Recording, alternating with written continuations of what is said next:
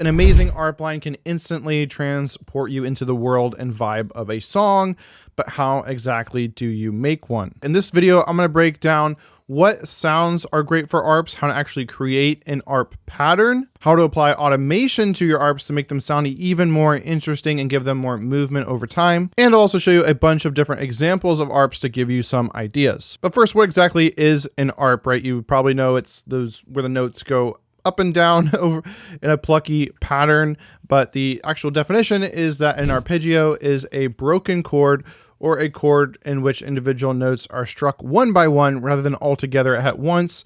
The word arpeggio comes from the Italian word arpeggiare, which means to play on a harp. Arpa is the Italian word for harp. So first up is sound selection. So what sounds should you choose for making a good ARP? Well, you're going to want something with a faster attack, so it's a little pluckier. And you're also going to want to probably have a shorter sustain as well. So it is kind of like a pluck going through like a harp string versus if it's a slower attack and has more sustain, it's going to take a while for it to ramp up and to actually hear the sound. And it can be kind of muddy up your track a little too much. So you weren't looking for kind of that pluckier sound but you can use, anything from, like an actual pluck sound, or you can use keys. You could even use brass, even like a bell sound, or even strings. It's just, you want to have that faster attack and shorter sustain. So for example, in this song here, this is my latest track that I just released called Innocence Lost. If you want to hear the song for yourself, I'll have a link to it below, or you can just go to orpheusaudioacademy.com/AC, as AC is the initials for my band, Andromeda Coast. So if you want to check it out, you can do so there. And so in this song, I'm using this key, Explorers 1. This is actually from a free Serum preset pack that my friend Daniel made over at Synth Control. If you want to grab this exact preset pack here, it's actually a bunch of presets made that are designed to sound like synths from the band The Midnight. So if you want to grab this yourself, just go to orpheusaudioacademy.com/starter pack, and you can get my free Synthwave starter pack. It has a bunch of free Synthwave drum samples, effects, and even links to Daniel's free Serum preset packs here. So definitely check that out. I'll also have that linked in the description below. And so if you look at here, right, we can look at what's going on here. You can see it's a faster attack. And you can see it's a decently longer sustain and decay. So it's not super, super plucky because it's more of a key sound, but it works for this track because I don't have any chords. So that's another thing you can do, especially maybe more so in like synthwave music, is you can get away without using chords, and you have your ARP kind of take the place of your chords. And it's just you're playing your chords in a broken up fashion. And so here's how that sounds.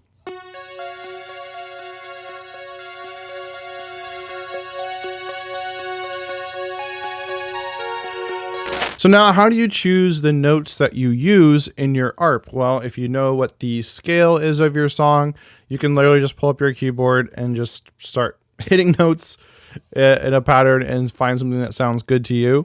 I know, very vague, not the most helpful advice. So I'll try to get a little bit more specific here with my tips. And so another thing I like to do is maybe have like an anchor, what I call an anchor note, or multiple notes. So that's kind of what you see here. They don't really change very much.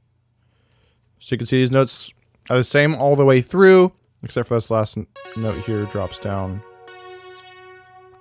And then I'm just moving the third note, or the top note, up here. So that's kind of a good rule of thumb that works for a lot of ARPs. This is kind of something I learned from Time Cop 1983. That's what he did in one of his songs. That's what you can kind of do to get started. Is you can have your anchor note, and then you bounce back and forth. So you can have one note going all the way through, and then you're changing up the note that the other note is playing in the ARP pattern. So another thing you can do to come up with an ARP pattern is you just look at your chords, right? If you have chords, for example, in this song here, which is a song that I'm making as a soundtrack for a sci-fi novel I'm writing with my wife. And these are the chords right here, and then this is the ARP pattern. And so what you can do is you can just look at what are the common notes, or what are the most common notes that are being played in your chords, and you can use those as a foundation for your arpeggio. So as you can see, we got A sharp going all the way through. I have a couple of A sharps here, but not a lot. And I've got my anchor note here in my ARP, which is F. And we do have F showing up here throughout the chords pretty frequently here. And then we're kind of bouncing back and forth. In here we got C and D, and we got some C in here. Or that's D, we got D and C in here. So you can see I'm trying to kind of copy the notes, not exactly copy, but kind of use them as inspiration for what notes I want to be in the ARP. And then here I'm just, I think these are just, I just added some extra notes here as like harmonies basically to just emphasize the changing in the chords here. So first we'll hear it with just the ARP and then with the chords as well.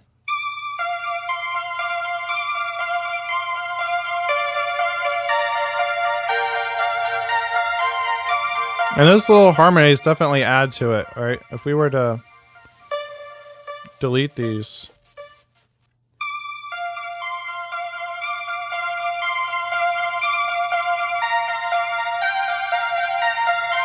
Definitely much less interesting than this.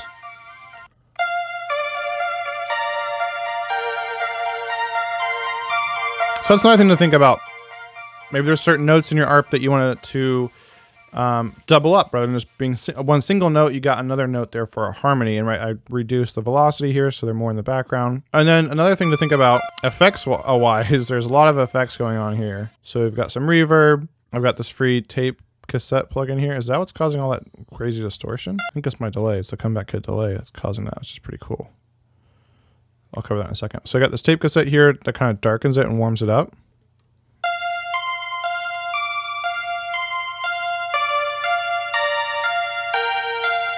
Well, I turned the comeback kit delay off. So you can see here a big difference.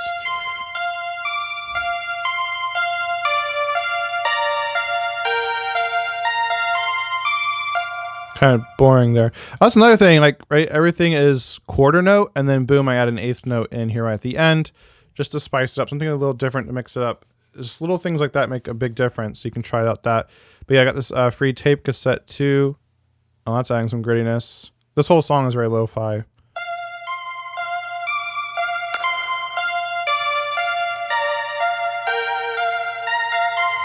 Helps make it less harsh. And then we got this delay on here. This is huge.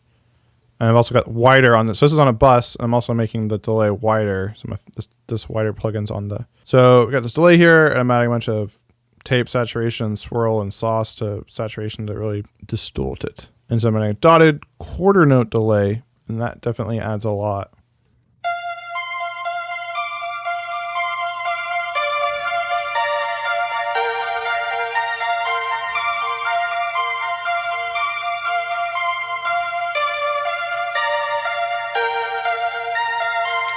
So that's another thing you might want to automate, is that delay. You might have it lower, and then over time it kind of adds in, builds up. So anyway, we'll hear this now with the chords and everything in.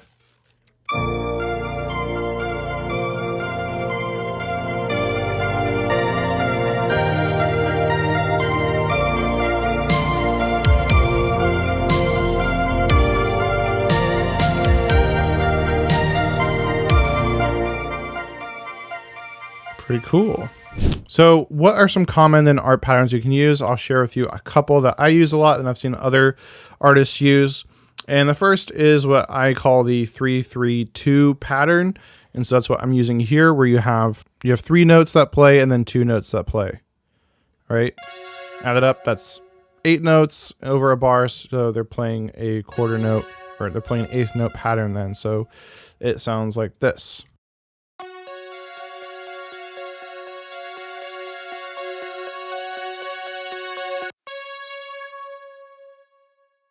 So you have the first 2 notes go all the way through up to the 3rd note, and then it's not able to repeat that complete pattern because it's starting a new bar, so then you go back to the beginning. You can have that repeat all the way through all 4 bars, but that can get kind of boring, kind of repetitive, and that can actually be a little bit grating to hear that same kind of pattern over and over and over again. So what I like to do is kind of change it up here. So you can do that. You can have kind of this pattern here, or you can just use, 4 notes. So instead of this going back to the beginning, we could have it be up here or something. And then you would repeat do, do, do, do, do, do, do, do. So that's another thing, just 4 notes repeating all the way through, then maybe you're changing up the structure a little bit. So those are really the two common patterns that I've seen. Either you're playing a series of 3-3-2, or you're playing 4 notes in a repeating pattern. And now I'll cover 2 common structures. So like how are you then arranging those notes over the series of the bars that you are playing, if that makes sense. So for in this case, the series is what I call A, B, C. So, so these first 2 bars are identical. And then here I'm changing up. We have a B section and a C section here. So all I'm doing here is taking the top notes and moving them up, again, keeping the anchor down here the same. And then here I'm changing it up a little bit more, right? Instead of it having exactly the same note, it goes up and then up again. And then here, rather than this being here, which is what it has been, it comes back down. So just a little something at the end. I like to have something a little bit different, out of the ordinary, breaking from the pattern at the end of that structure there. And so over here, in the verse section of this song, Innocence Lost, it is kind of the same thing. So you can see we got our anchor notes here, and then we have our A, B, C, and it sounds like this.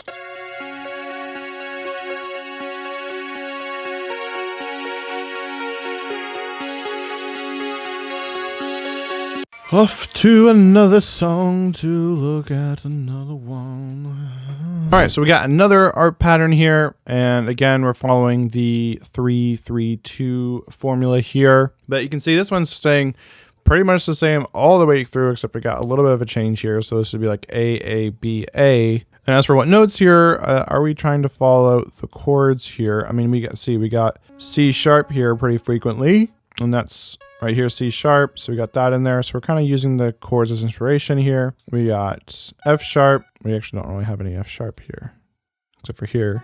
Got 1 F, G sharp. Got some G sharp in here. So that's just kind of another thing. Like, look for like what are the common notes in your chords, and you can create an Arp pattern using those same notes. And so all together, this sounds like this.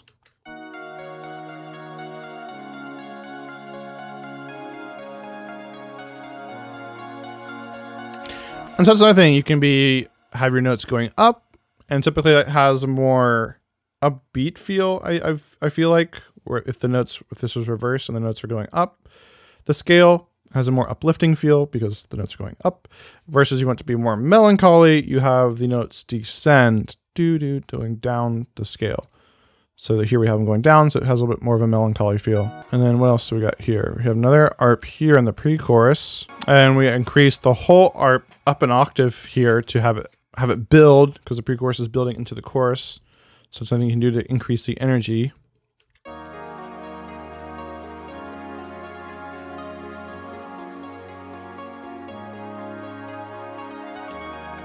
And here we switch from 8th notes to 16th notes to increase the speed's kind of building up into something, ramping up into something else. And as for patterns here, we got C sharp. We got a lot of C sharp going on here in this. So that's why this is kind of like anchoring all the way through. I mean, this doesn't change very much either. Then we got G sharp, got some G sharps in there. And then it's the bottom note that's really changing here in these 2 patterns. Otherwise they're like kind of all the same, except for this we're dropping from F sharp down to F. And we got some F sharp in here. In these chords, I'm not seeing any. We got 1 F.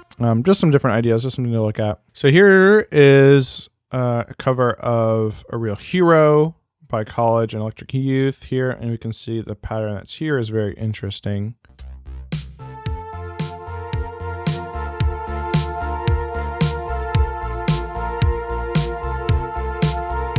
For these actual sounds here, we're using more of a string sound here, so it's definitely has more sustain and it has a slower attack.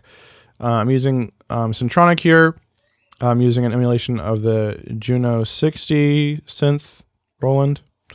And I think I may have like brought down the attack a bit. It might have been like a slower attack, and I made it a little bit faster just to have it. And I'm using multiple layers here. So we also got this Avant string here using Streambox.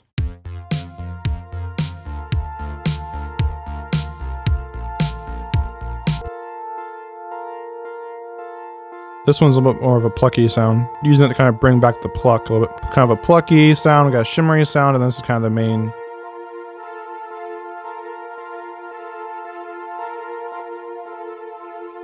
So it definitely sounds a lot more bland without these other sounds layered. So that's kind of another tip right there, is to consider layering multiple sounds to create your ARP sound. It looks like there's another sound that comes in here. Aurora strings. Kind of more dreamy, pad-like, using a Yamaha synth emulation.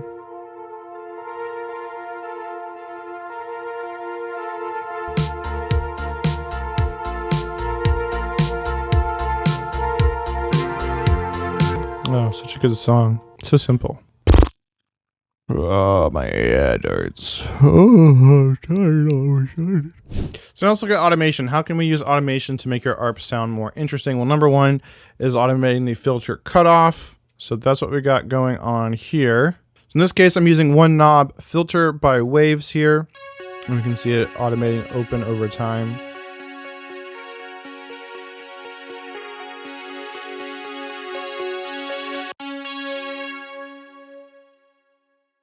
Other things you can do is you can automate the envelope for sure. You can automate how much sustain decay you have. Like maybe in the beginning, when it's smaller and you want it to build up, I could have the decay time down. It's more sharp and plucky.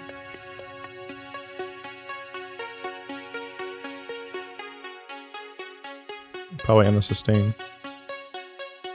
So I could do that if I wanted to. And over time this builds up.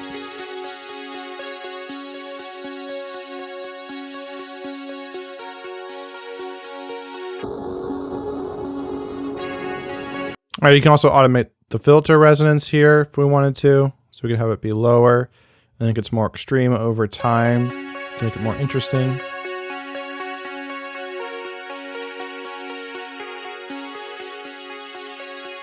those are kind of the common things you would do with an ARP to automate over time, make it more interesting. All right, with that, now I'm gonna show you a couple of different examples of ARPs I've used in different songs of mine, just to give you some different ideas for how you might wanna structure your ARP patterns.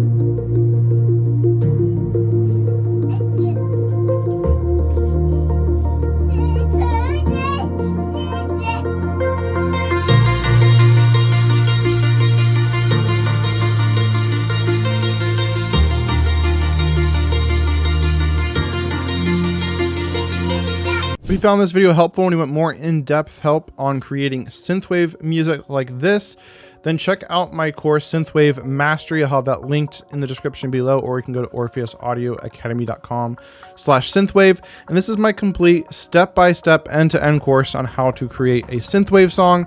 I break down synthwave sound design, so how to create different common synthwave sounds that you have in synthwave music, how to actually write the song. So I covered different concepts for how to write different sections, how to write bass, how to write your chords, ARPs like this, leads, and so on. And I even go into how to mix your song so that it sounds synthwavy and awesome. So if you want a step-by-step course on how to create professional quality synthwave music from home using budget equipment and the plugins you already have, then be sure to check out this course, again, linked in the description below, or go to orpheusaudioacademy.com/synthwave. With that being said, have you ever wondered if it's cheating to use presets, or should you be designing all of your own sounds? If you've wondered that, then be sure to check out my video on the screen right now. I asked 3 different producers and sound designers this question, and they settle the debate once and for all. If that, like the video if you found it helpful, and I'll see you in the next one.